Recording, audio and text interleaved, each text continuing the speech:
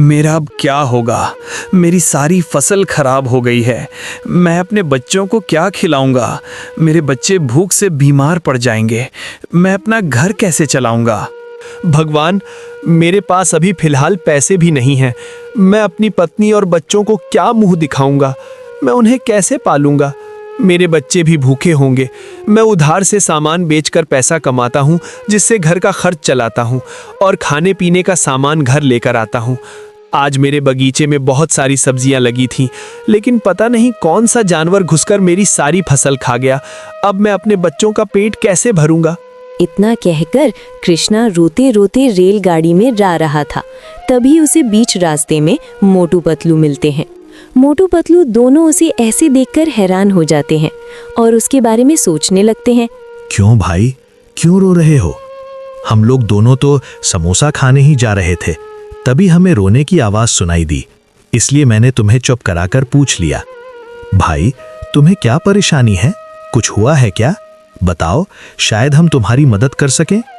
देखो ना मोटू पतलू, मेरी सारी फसल कोई जानवर मेरे बागान के अंदर घुसकर खा गया, जिसके कारण मैं अपने घर अनाज नहीं ले जा पा रहा हूँ।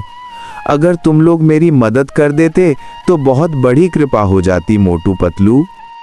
ये भी कोई कहने की बात है कृष्णा भाई? आप भी तो हमारे गांव के ही हो। भले ही आप किसान हो, लेकिन हो तो यहीं के। ऐसा कैसे हो सकता है कि मोटू और पतलू से कोई मदद मांगे और हम लोग मदद ना करें?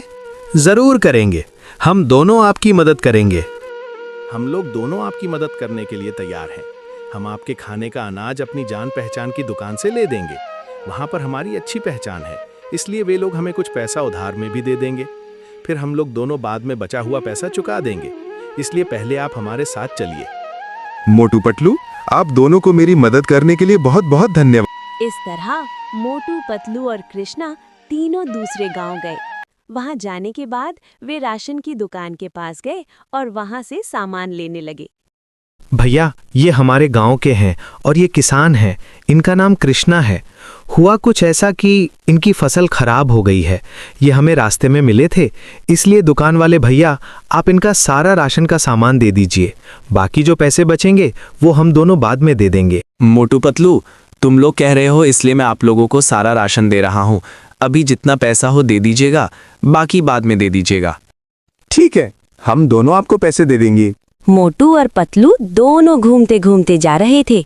तभी मोटू बोला, पतलू, मुझे लगता है हमें पता लगाना चाहिए कि आखिर उसकी फसल कैसे खराब हुई। हाँ मोटू, तुम सही बोल रहे हो कि हमें पता लगाना चाहिए। ऐसा करते हैं, कल हम लोग देखने चलते हैं कि आखिर क्या मामला है। इसी तरह समय बीत जाता है और फिर दूसरा दिन आ जाता है। दूसरे दिन सुबह मोटू और पतलू दोनों अपने बिस्तर से उठते हैं और फिर दोनों मिलकर जंगल देखने के लिए वहां जाते हैं। जब मोटू पतलू जंगल जाते हैं तो वे देखते हैं कि एक गाय उनका सारा अनाज खा रही थी। जब मोटू पतलू उसके पास गए तो दोनों आपस में बात करने लगे कि ये तो गाय है जो सारा अनाज खा रही है। तभी उधर से गाय बोलती है, मुझे यहाँ राजा ने भेजा है जंगल में अनाज खाने के लिए। मैं एक जादुई गाय हूँ। अगर मैं अनाज अच्छा खाऊंगी तो मेरा दूध ज्यादा आएगा, और अगर ज्यादा दूध आएगा तो राजा ज्यादा पैसा कमाएगा, इसलिए मुझे वो यहाँ भेज दिया। तो मोटू पतलू उससे बोले, हम तीनों चलते हैं राजा के पास। फिर वहां से तीनों राजा के पास जाते हैं।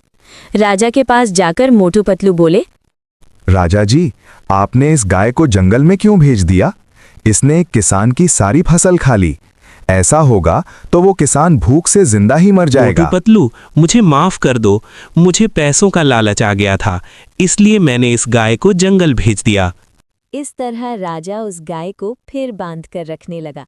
फिर वो किसान खुशी खुशी अपनी जिंदगी अपने परिवार के साथ गुजारने लगा और मोटू पतलू दोनों होटल के पास जाकर समोसे खाने लगे। क्यों मोटू, समोसा कैसा लगा? अरे पतलू, समोसा तो बिल्कुल जबरदस्त था। दिल खुश हो गया। एक और मिल जाए तो मजा ही आ जाए। इस तरह से मोटू पतलू ने किसान की मदद की